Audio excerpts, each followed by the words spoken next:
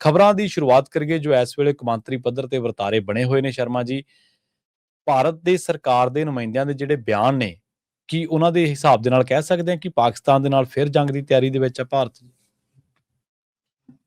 ਦੇਖੋ, ਇਸ ਸਮੇਂ ਜੀ ਵਿਸ਼ਵ ਵਿਆਪੀ ਇੱਕ ਤਰ੍ਹਾਂ ਦਾ ਯੁੱਧ ਛਿੜ ਗਿਆ। ਹਾਂਜੀ ਆਪਾਂ ਕੱਲ ਵੀ ਗੱਲ ਕਰ ਰਹੇ ਸੀ ਕਿ ਇੱਕ ਤਾਂ ਉਹ ਮੁਲਕ ਯੁੱਧ ਦੀ ਚਪੇਟ 'ਚ ਨੇ ਜਿੱਥੇ ਬਾਰੂਦੀ ਲੜਾਈ ਚੱਲ ਰਹੀ ਹੈ, ਜੀ ਜੀ ਜਿੱਥੇ ਮਿਜ਼ਾਈਲਾਂ ਰਾਹੀਂ ਲੜਾਈ ਚੱਲ ਰਹੀ ਹੈ, ਜਿੱਥੇ ਹਥਿਆਰਾਂ ਦੇ ਰਾਹੀਂ ਹਮਲੇ ਹੋ ਰਹੇ ਨੇ, ਗੋਲੇ ਸਿੱਟੇ ਜਾ ਰਹੇ ਨੇ। ਤੇ ਇੱਕ ਉਹ ਮੁਲਕ ਨੇ ਜਿਹੜੇ ਦੀ ਯਾਦ ਦੇ ਵਿੱਚ ਤਕਨੀਕੀ ਤੌਰ ਤੇ ਆ ਗਏ ਨੇ, ਜਿਨ੍ਹਾਂ ਦੇ ਉੱਤੇ ਕਾਰੋਬਾਰ ਦਾ ਅਸਰ, ਵਪਾਰ ਦਾ ਅਸਰ, ਆਪਸੀ ਰਿਸ਼ਤਿਆਂ ਦਾ ਅਸਰ, ਇੱਕ ਦੂਏ ਨਾਲ ਖੜਨ ਦਾ ਅਸਰ। ਬਿਲਕੁਲ। ਸੋ ਇਸ ਤਰ੍ਹਾਂ ਕੁੱਲ ਮਿਲਾ ਕੇ ਪੂਰੀ ਦੁਨੀਆ ਇਸ ਯੁੱਧ ਦੀ, ਇਸ ਜੰਗ ਦੀ ਚਪੇਟ 'ਚ ਹੈਗੀ ਹੈ। ਪਰ ਕੁਝ ਮੁਲਕਾਂ 'ਚ ਸਿੱਧੀ ਜੰਗ ਦਾ ਜਿਹੜਾ ਪ੍ਰਗਟਾਵਾ ਹੈ, ਉਹਦੇ ਵਿੱਚੋਂ ਇਜ਼ਰਾਈਲ ਤੇ ਅਮਰੀਕਾ ਨੇ ਜਿਸ ਤਰ੍ਹਾਂ ਈਰਾਨ ਤੇ ਨਿਸ਼ਾਨਾ ਬਿੰਨਿਆ, ਤੇ ਸ਼ਾਇਦ ਇੰਨਾ ਅਮਰੀਕਾ ਨੇ ਵੀ ਨਹੀਂ ਸੋਚਿਆ ਹੋਣਾ ਕਿ ਈਰਾਨ ਇੰਜ ਮਤਲਬ ਕਿ ਸਾਹਮਣੇ ਟੱਕਰੂਗਾ। ਸੋ ਇਸ ਲਈ ਈਰਾਨ ਵੀ ਇਹਦਾ ਮਤਲਬ ਪੂਰੀ ਤਿਆਰੀ ਤੇ ਸੀ, ਉਹਨੂੰ ਵੀ ਜਾਣਕਾਰੀ ਸੀ। ਪਰ ਹੁਣ ਇਹ ਯੁੱਧ 3 ਮੁਲਕਾਂ ਤੱਕ, ਇਜ਼ਰਾਈਲ, ਅਮਰੀਕਾ ਤੇ ਈਰਾਨ ਤੱਕ ਸੀਮਤ ਨਹੀਂ ਰਿਹਾ ਜੀ। ਇਹ ਲਗਭਗ ਖਾੜੀ ਦੇਸ਼ਾਂ 'ਚ ਤਾਂ ਸਿੱਧੇ ਰੂਪ 'ਚ ਧਮਾਕਿਆਂ ਦੇ ਰੂਪ 'ਚ ਫੈਲ ਚੁੱਕਿਆ। ਤੇ ਉਸ ਤੋਂ ਬਾਅਦ ਇਹਦਾ ਅਸਰ ਹੁਣ ਇਸ ਕਦਰ ਪੈਣ ਲੱਗਾ ਕਿ ਚੀਜ਼ਾਂ ਰੁਕਣ ਲੱਗੀਆਂ ਨੇ ਜੀ, ਹੈ ਨਾ।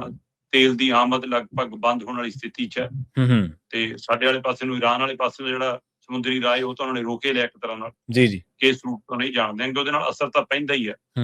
ਸੋ ਇਸ ਲਈ ਇਹ ਫਿਕਰ ਤਾਂ ਖੜੇ ਨੇ, ਪਰ ਇਹਦੇ ਸਭ ਦੇ ਦਰਮਿਆਨ ਭਾਰਤ ਦੇ ਪ੍ਰਧਾਨ ਮੰਤਰੀ ਤੋਂ ਲੈ ਕੇ ਉਹਨਾਂ ਦੇ ਵਿਭਾਗਾਂ ਤੱਕ ਸ਼ਾਂਤੀ ਦੀਆਂ ਗੱਲਾਂ ਬਹੁਤ ਕੀਤੀਆਂ ਜਾ ਰਹੀਆਂ ਨੇ। ਪਰ ਬਿਲਕੁਲ ਮਤਲਬ ਜੰਗ ਦੇ ਮਾਹੌਲ ਦੇ ਵਿੱਚ ਤੁਹਾਨੂੰ ਤੇਲ ਘਿਓ ਦੀ ਲੋੜ ਨਹੀਂ ਹੁੰਦੀ, ਪਾਣੀ ਦੀ ਲੋੜ ਹੁੰਦੀ ਹੈ ਕਿ ਤੁਸੀਂ ਪਾਣੀ ਪਾਓ ਤੇ ਅੱਗ ਨੂੰ ਠੰਡਿਆ ਕਰੋ। ਪਰ ਸਾਡਾ ਗਵਾਂਢੀ ਮੁਲਕ ਪਾਕਿਸਤਾਨ ਤੇ ਪਾਕਿਸਤਾਨ ਦੇ ਰਾਸ਼ਟਰਪਤੀ ਆਸਿਫ ਅਲੀ ਜ਼ਰਦਾਰੀ ਆਪਣੇ ਦੋਵੇਂ ਸਦਨਾਂ ਨੂੰ ਇਕੱਤਰ ਕਰਕੇ ਸੰਬੋਧਨ ਕਰਦੇ ਕਹਿੰਦੇ ਨੇ ਕਿ ਤਿਆਰ ਹੋ ਜਾਓ, ਭਾਰਤ ਸਾਡੇ ਤੇ ਹਮਲਾ ਕਰ। ਠੀਕ ਹੈ। ਆਸਿਫ ਅਲੀ ਜ਼ਰਦਾਰੀ ਦਾ ਆਪਣੇ ਮੁਲਕ ਦੇ ਚੁਣੇ ਨੁਮਾਇੰਦਿਆਂ ਨੂੰ ਜਾਂ ਆਪਣੇ ਮੁਲਕ ਦੇ ਨੁਮਾਇੰਦਿਆਂ ਨੂੰ ਇਕੱਤਰ ਕਰਕੇ ਇਹ ਸੁਨੇਹਾ ਲਾਉਣਾ ਕਿ ਭਾਰਤ ਦੁਬਾਰਾ ਜੰਗ ਵੱਲ ਨੂੰ ਵੱਧ ਰਿਹਾ, ਭਾਰਤ ਸਾਡੇ ਤੇ ਤਕੜਾ ਹਮਲਾ ਕਰ ਸਕਦਾ ਹੈ, ਇਹਦੇ ਕੀ ਮਾਇਨੇ ਹੈ? ਜੀ ਸਹੀ। ਮੈਂ ਦੇਖ ਰਿਹਾ ਸੀਗਾ ਕਿ ਪਾਕਿਸਤਾਨ ਦੇ ਰੱਖਿਆ ਮੰਤਰੀ ਨੇ, ਹੈ ਨਾ, ਖਵਾਜਾ, ਉਹ ਕਹਿ ਰਹੇ ਸੀ ਵੀ ਕਹਿੰਦੇ ਕਿ ਸਾਨੂੰ ਪੂਰੀ ਤਰ੍ਹਾਂ ਨਾਲ ਅਫਗਾਨਿਸਤਾਨ, ਈਰਾਨ, ਭਾਰਤ ਇਹ ਸਾਰੇ ਸਾਡੇ ਦੁਸ਼ਮਣ ਨੇ ਕਹਿੰਦੇ ਜੀ ਹੈ। ਤੇ ਉਹ ਕਹਿੰਦੇ ਵੀ ਕਿ ਸਮੀਕਰਨ ਬਣ ਰਹੇ ਕਿ ਸਾਰੇ ਪਾਸੇ ਸਾਨੂੰ ਘੇਰਿਆ ਜਾ ਰਿਹਾ। ਪਰ ਜ਼ਰਦਾਰੀ ਨੇ ਤਾਂ ਸਪਸ਼ਟ ਰੂਪ 'ਚ ਕਿਹਾ ਕਿ ਭਾਰਤ ਇੱਕ ਹੋਰ ਜੰਗ ਦੀ ਤਿਆਰੀ ਕਰ ਰਿਹਾ ਤੇ ਸਾਡੇ ਨਾਲ ਸਿੱਧੀ ਜੰਗ ਛਿੜ ਸਕਦੀ ਹੈ। ਕੀ ਇਸ ਲੜਾਈ ਦੇ ਵਿੱਚ ਜਦੋਂ ਇਜ਼ਰਾਈਲ ਔਰ ਅਮਰੀਕਾ ਮਿਲ ਕੇ ਈਰਾਨ ਤੇ ਹਮਲਾਵਰ ਹੈ ਤੇ ਉਹਦੇ ਵਿੱਚ ਚੀਨ ਤੇ ਰੂਸ ਉਸ ਤਰ੍ਹਾਂ ਉਹਦੇ ਨਾਲ ਖੜੇ ਨਜ਼ਰ ਨਹੀਂ ਆਉਂਦੇ ਜਿਸ ਤਰ੍ਹਾਂ ਈਰਾਨ ਜਾਂ ਦੁਨੀਆ ਸੋਚਦੀ ਸੀ। ਪਾਕਿਸਤਾਨ ਜਿਹੜਾ ਕਿਸੇ ਸਮੇਂ ਅਮਰੀਕਾ ਦੇ ਸਹਾਰੇ ਨਾਲ ਪਲਦਾ ਰਿਹਾ, ਕੀ ਉਹ ਕਿਸੇ ਦੁਵਿਧਾ ਵਿੱਚ ਵੀ ਹੈ? ਤੇ ਉਸ ਦੁਵਿਧਾ ਦੇ ਵਿੱਚੋਂ ਉਹ ਇਸ ਤਰੀਕੇ ਦਾ ਮਾਹੌਲ ਖੁਦੇ ਪੈਦਾ ਕਰ ਰਿਹਾ, ਜਾਂ ਉਸਦੇ ਕੋਲ ਕੁਝ ਇਨਪੁਟ ਨੇ ਜਿਹਦੇ ਆਧਾਰ ਤੇ ਉਹਨੇ ਗੱਲ ਕਹੀ ਹੈ। ਇੱਕ ਪਾਸੇ ਸਿੰਧੂ ਜਲ ਸੰਧੀ ਦਾ ਪੇਚ ਹੈ ਜਿਹੜਾ ਸਾਡੇ ਨਾਲ ਲਗਾਤਾਰ ਉਹਦਾ ਫਸਿਆ ਹੋਇਆ। ਬਿਲਕੁਲ ਸਹੀ।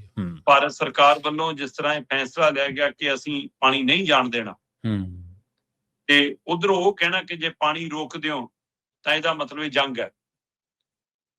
ਤੇ ਦੂਸਰਾ, ਸਾਡੀ ਸਰਕਾਰ, ਸਾਡੇ ਨੁਮਾਇੰਦੇ ਲਗਾਤਾਰ ਇਹ ਗੱਲ ਜਨਤਕ ਪਲੇਟਫਾਰਮ, ਰਾਜਨੀਤਿਕ ਪਲੇਟਫਾਰਮਾਂ ਤੋਂ ਕਹਿੰਦੇ ਆਏ ਨੇ ਕਿ ਮਿਸ਼ਨ ਸੰਦੂਰ ਸਸਪੈਂਡ ਮੋਡ ਤੇ ਵਿੱਚ ਹੈ, ਕਲੋਜ਼ ਨਹੀਂ ਹੋਇਆ। ਸਹੀ ਗੱਲ। ਤੇ ਉੱਥੇ ਪਾਕਿਸਤਾਨ ਦੇ ਰਾਸ਼ਟਰਪਤੀ ਨੇ ਮਿਸ਼ਨ ਸੰਦੂਰ ਦਾ ਜ਼ਿਕਰ ਕੀਤਾ ਹੈ। ਕੀ ਇਹ ਮਾਹੌਲ ਬਣ ਰਿਹਾ ਜੀ? ਕੀ ਇਹ ਵਹਿੰਦੀ ਗੰਗਾ 'ਚ ਹੱਥ ਧੋਣ ਦੀ ਪ੍ਰਕਿਰਿਆ ਹੋਏਗੀ? ਕੀ ਇਹ ਅਮਰੀਕਾ ਨੂੰ ਕੁਝ ਸਾਬਤ ਕਰਨ ਦੀ ਕੋਸ਼ਿਸ਼ ਹੋਏਗੀ? ਜੀ, ਕਿਉਂਕਿ ਜਿਹੜੇ ਮੁਲਕ ਅਮਰੀਕਾ ਦੀਆਂ ਨੀਤੀਆਂ ਦਾ ਵਿਰੋਧ ਵੀ ਕਰਦੇ ਸੀ, ਅੱਜ ਇਸ ਲੜਾਈ ਦੇ ਮੌਕੇ ਜਾਂ ਤਾਂ ਉਹ ਚੁੱਪ ਕਰ ਗਏ ਨੇ ਜਾਂ ਅਮਰੀਕਾ ਦੀ ਹਾਮੀ ਭਰਨ ਲੱਗੇ ਨੇ, ਖਾਸ ਕਰ ਟਰੰਪ ਦੀ। ਸੋ ਇਸ ਲਈ ਇਹ ਵੀ ਅੰਦਾਜ਼ੇ ਲਾਏ ਜਾ ਰਹੇ ਨੇ ਕਿ ਇਹ ਡਰ ਦੇ ਵਿੱਚੋਂ ਹੈ।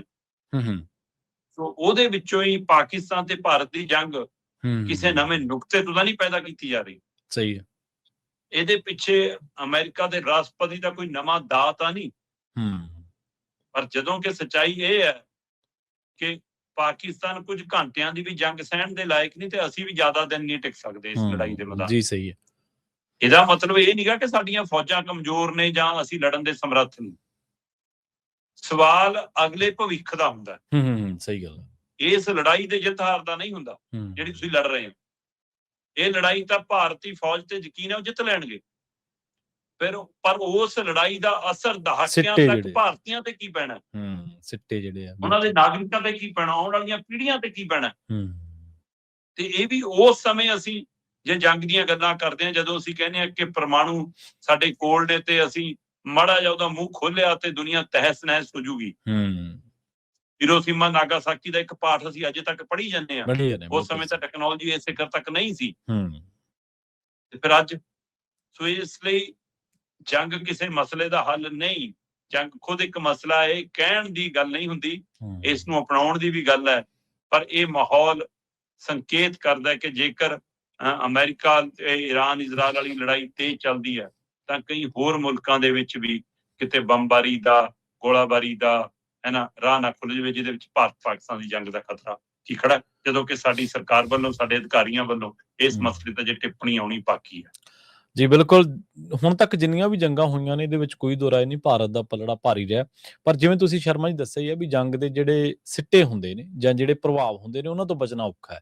ਉਹ ਰਹਿੰਦੇ ਨੇ ਫਿਰ ਦਹਾਕਿਆਂ ਤੱਕ ਉਸ ਦੇਸ਼ ਦੇ ਉੱਤੇ, ਬੇਰੁਜ਼ਗਾਰੀ ਦੇ ਰੂਪ ਦੇ ਵਿੱਚ, ਉਹਦੀ ਆਰਥਿਕਤਾ ਦੇ ਰੂਪ ਦੇ ਵਿੱਚ ਉਹਦੇ ਤੇ ਰਹਿੰਦੇ ਨੇ। ਤੇ ਕਈ ਵਾਰੀ ਫਿਰ ਕੂਟਨੀਤੀ ਦੇ ਵਿੱਚ ਵੀ ਤੁਹਾਨੂੰ ਬਹੁਤ ਸਾਰੇ ਬਦਲਾਅ, ਬਹੁਤ ਸਾਰੇ ਸਮਝੌਤਿਆਵਾਦੀ ਹੋਣਾ ਪੈਂਦਾ ਜਦੋਂ ਤੁਸੀਂ ਜੰਗ ਦੇ ਵਿੱਚ ਆ ਜਾਂਦੇ ਆ।